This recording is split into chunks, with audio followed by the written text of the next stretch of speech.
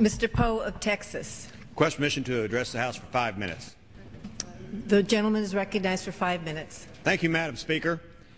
Congress passed an energy bill which should have been called the Anti-American Non-Energy Bill because it punishes Americans for using energy rather than finding new sources of affordable energy. But the bill does one thing, Madam Speaker. It controls the type of light bulbs that all Americans must use throughout our fruited plains. Congress's energy bill bans incandescent light bulbs by 2014 and requires Americans to buy compact fluorescent bulbs. Those are called CFLs. Now we can say goodbye to Thomas Edison's incandescent bulb and his invention. Madam Speaker, I have a Constitution here, and like most members of Congress, I carry it with me.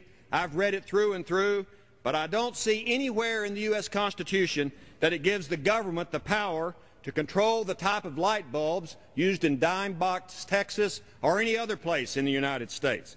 Besides the lack of constitutional authority, let me discuss these light bulbs further. Nothing in Congress seems to be easy, and that phrase is certainly true with these CFL light bulbs.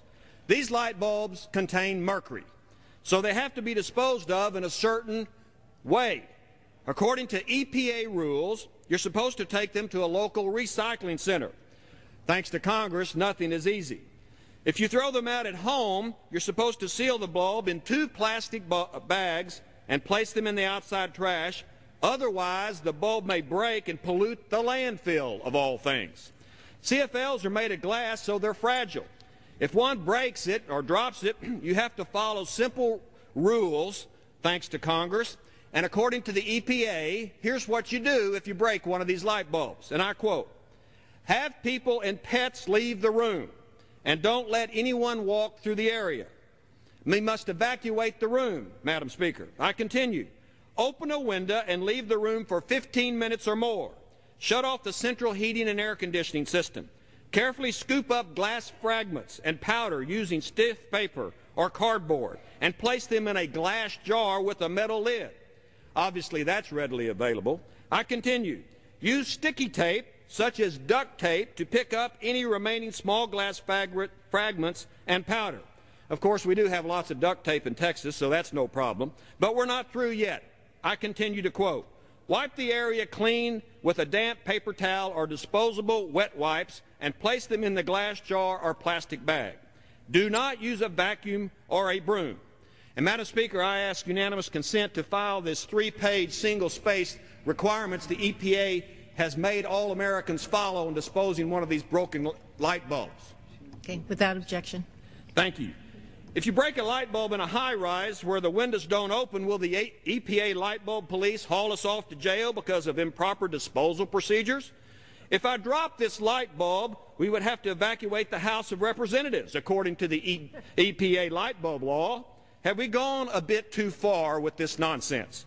Thanks to Congress, we're making what is simple very difficult. And besides, these light bulbs are expensive, and using them may fade photographs on the wall. Now, Madam Speaker, I'm going to carefully remove one of these light bulbs from a box that contains all these warnings on the outside. And this is one of those CFL light bulbs that Congress is requiring all Americans to use by 2014. There is more to the requirements of using these. It says here, and I quote, "These light bulbs may cause interference to radios, televisions, wireless telephones, and remote controls." Now we're in trouble for Monday Night Football because we're going to have to turn out the lights so there's no interference with our TV. We can also thank Congress for giving more money to China.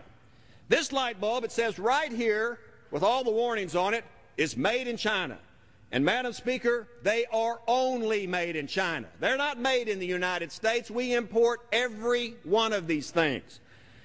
You know, over the past year, we've seen Chinese pet food kill our dogs and cats. Chinese lead paint is poisoning our children. And now Chinese light bulbs that contain mercury can be harmful to our health. Doesn't this bother anybody?